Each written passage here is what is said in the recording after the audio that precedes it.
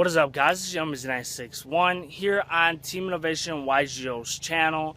I wanted to bring you guys a top 10 reasons why heroes are more viable in this new format. Before I get into the video, cue the intro. It's like the ultimate party favor, baby, you know. Before I get into the actual video, I do want to thank Chris from Team Innovation for letting me do a guest upload on his channel. I really do appreciate it. With that being said, let's get to number 10 on my list. Number 10, I put Darklaw is still a card. Many people do forget that Darklaw is a card and what he does. For anybody who does not know what Darklaw does by now, I'll put him up here. Basically, he's a one-sided macro, so it doesn't hurt me, it just hurts you a lot, depending on the deck you're actually playing.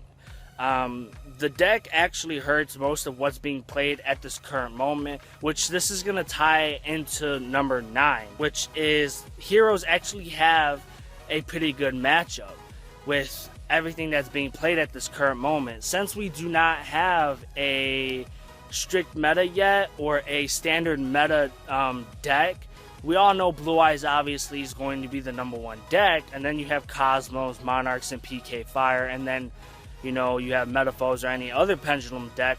But heroes basically wreck almost everything on what I had named if they open up pretty well with Darklaw first turn, or if they go first, besides Cosmos, which is actually one of their bad matchups, just because Dark Destroyer was a card. I mean, it's still at 1, but it's not their main focus. And a lot of Cosmo players are kind of either playing the Demise build, just because, I mean, the deck actually reacts on your opponent's turn, or they're playing the Fire King build. And then I've seen people, or heard that people are actually trying the Metaphor build, which I heard is not that good, but that's besides the point. Here's why I feel that, you know, heroes have a pretty good matchup with Blue Eyes, PK Fire, and Monarchs, and any other Pendulum deck.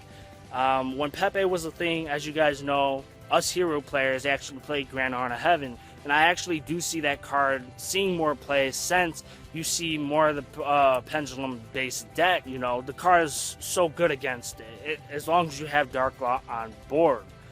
With Blue Eyes, they basically are a graveyard-based deck besides the alternative, you know, play. And with PK Fire, the deck is really more of a graveyard-based deck. What I have for number 8 is the deck has really great trap support, such as Floodgate Trap Hole, which is being more played into the deck, since it is a newer card and it works great into the deck. And then you have the PK Sword, which is it's amazing. I mean, you put it on Darklaw, he gains 800 life points, and bam, he's even bigger and better. For number 7 on my list is Pot of Desires. I've had my opinion on that on my channel. You guys can go check out that video. But since I've played with the OCG build more, the deck actually runs more of 3-ofs than almost any deck. So you're not really losing resources, but if there's a card in your deck that you really feel you may need, and for as resource wise, don't play Pot of Desires. I'm just saying, just if you love it and you believe your build is that consistent and you believe in that build of Pot of Desires, play it, but it just adds a little more consistency to the deck. Number 6, Treat Toad is broken in the deck. If you have Darklaw, Rafflesia, and Treat Toad on the board, your opponent might as well just scoop, just because of the fact when the card goes to the graveyard, you add Bubblemint back to your hand, and it also can almost negate anything. Number 5 on my list, the deck is basically an easy rank 4 spam deck. I've heard, and since I've played, more rank 4 decks are actually, you know, a really good and consistent either deck to play, or depending on your matchup, depending on the rank 4s you also play, they could be very useful. Number 3, Allure is at 3, so basically the Dark Hero build, or if you know, since you really only run 3 targets in the standard build, you can, but Allure just adds a little more consistency to the deck. Number 2 on the list is the deck is pretty budget. I mean, you could get 3 structure decks, and bam, just go on eBay or any other Yu-Gi-Oh site and buy the cards. And then, you know, all you have is the extra deck, and then maybe your side you can borrow, or just a couple cards you can borrow from your friends.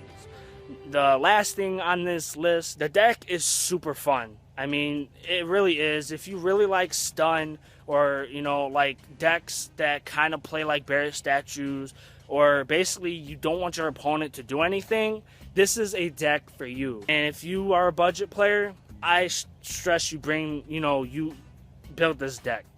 I hope you guys enjoyed the video. You guys can go check out my channel to see more of my videos. And if you guys got any ideas, you guys could jump to my channel and give me some ideas if you want.